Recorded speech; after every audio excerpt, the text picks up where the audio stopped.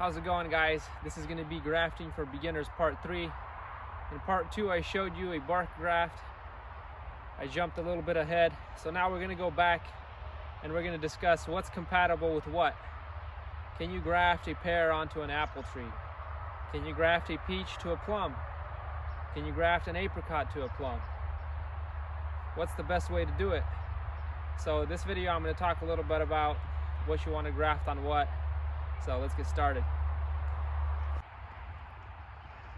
This tree right here has nectarines, apricots, cherries, plums, all on the same tree.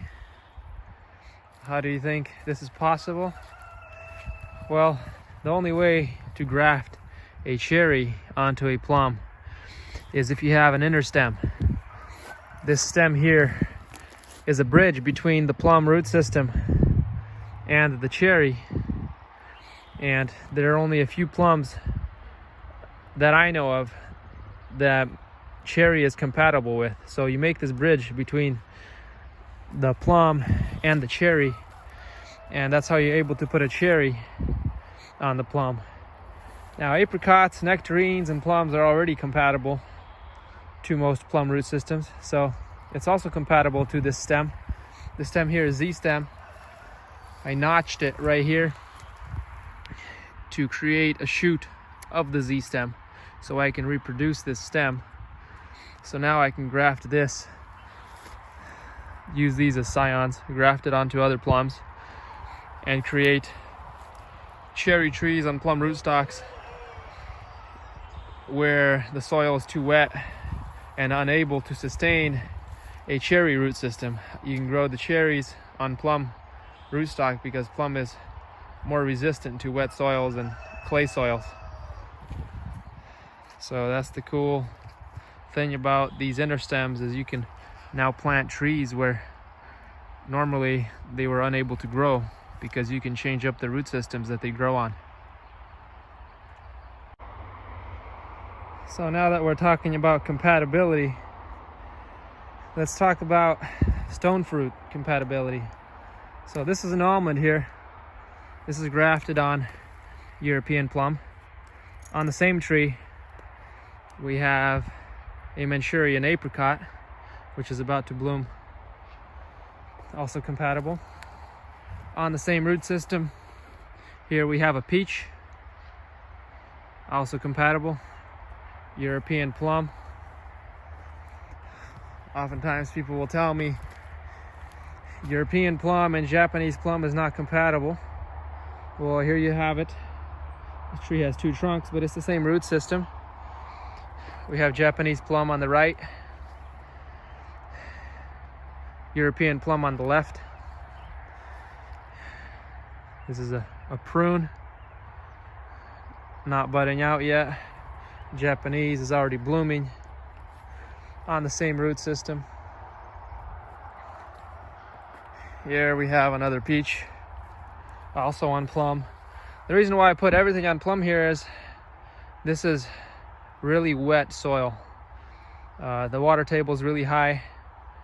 Used to be a wetland. A peach rootstock does not last here very long. It just dies.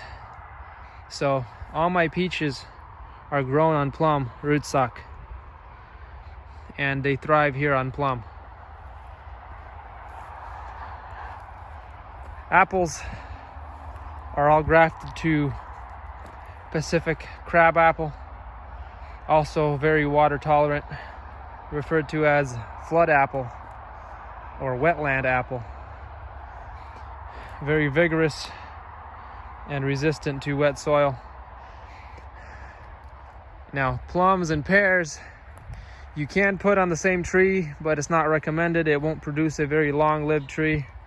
This is a pear that's about to bloom on an apple, and you can see the graft here. Notice the apple is thinner, and then the pear is almost twice as thick on top. Whenever you see a caliper difference like this, you know there's some kind of graft incompatibility going on. Here's the apple to apple. Still a little bit different. See a little bump. but it's not as bad.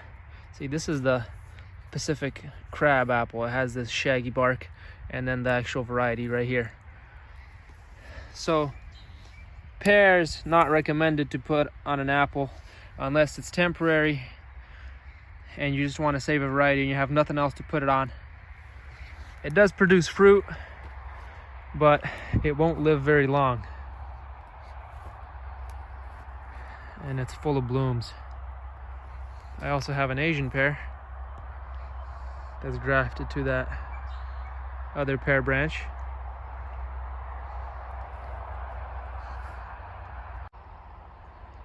This is Shipova pear, which is a hybrid between ash and pear. And this one is actually grafted onto mountain ash. This is mountain ash down here. And notice the graft union is almost healed all the way around here. And it looks to be pretty well compatible. So if you want a bridge between ash and pear, I've actually put pear directly on ash before. They do survive, but there's also a small amount of incompatibility. So it's delayed incompatibility will cause your tree to die eventually, and it's not as long lived. So what you can do is you can create ender stems.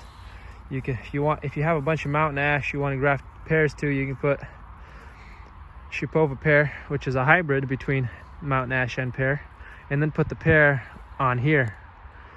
And this way you can use this as an inner stem for putting pears onto mountain ash. This apricot tree was grafted to a European plum, and later I put other apricots on it as well, different varieties. That was just a temporary tag. I have the permanent tags here. These are aluminum tags, and you can engrave these with a little pen engraver. You can buy these dog tags on eBay and just engrave them and attach them with aluminum welding wire. Works really well. Anyway, these are some pluot trees down here. All pluots are compatible with plum. Here are some apricot grafts on this pluot here. I also have a 15-in-1 pear tree here. 15 varieties on one tree. This was all done in one season. Here are all the graft unions here. Here. Here. Now this method here was just a whip graft. Whip, no tongue. 15 different varieties. Just grafts everywhere. And to achieve this, the previous season before grafting, I bent all the branches down and I tied them down to create all the scaffolding that was needed to create this tree. And so now I'm able to space all these out and have them all have the right amount of light. And this is how the grafts look in one season after being grafted. Notice this is a Ukrainian pear that was grafted in 2020, so just this last season. And if you do the proper whip graft, it'll heal all the way around in one season. Here's another variety here. There you have it. So to wrap things up, you want to graft apples to apples, pears to pears, peach to peach. You get the idea. But why do we switch it up? Well, sometimes the soil does not allow for that. For example, here I can't grow peach on a peach rootstock in every location here. A lot of the spots we have are really wet, and so I'm forced to grow on plum rootstock. Keep in mind, when you do reach too far away from a species, you start beginning to lose compatibility the further you go. So some species will last longer on a certain root system, some won't be as long living. So if you put a peach on the plum, for example, it's not going to live as long as a peach on its own root system in a climate where peach normally grows in. However, a peach on a plum root system where peach can't grow because of the soil will actually last longer on a plum than it will on its own, because it will succumb to diseases.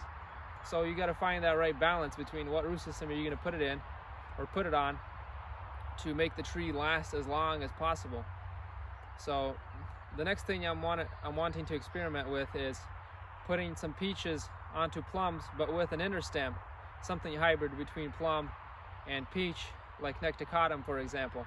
Something to make a bridge, like I talked about, between the mountain ash and pear. You can use the Shipova hybrid pear and ash to create that bridge between the two. Or the Z-stem. Z-stem and Adara plum can be used as a bridge between plum and cherry to make the cherry compatible with the plum rootstock. And keep in mind, not all peach and apricot is compatible with plum, although most are. So you want to be careful of that. But for the most part, I've noticed that peach is compatible on plum and vice versa. Apricot is compatible on plum and vice versa. And pluots, they're basically mostly plum, so they're all compatible on plum and peach. I've noticed peach usually does better on plum rather than the other way around. Sour cherries and sweet cherries can be grafted together. However, sour cherry on sweet cherry is a better combination than the other way around. Otherwise, with a sweet cherry on top, you have a really skinny trunk on the bottom and then a thicker trunk on the top. So you want to stick to the closest tree that's possible for grafting. Sweet cherry to sweet cherry, sour to sour, apples to apples, pears to pears, unless your soil does not allow for it. So I hope that helped explain what you graft to, and I'll see you next time in part 4 when grafting season begins. I'll start showing you some other grafts and other techniques that I use to graft my trees. Stay tuned.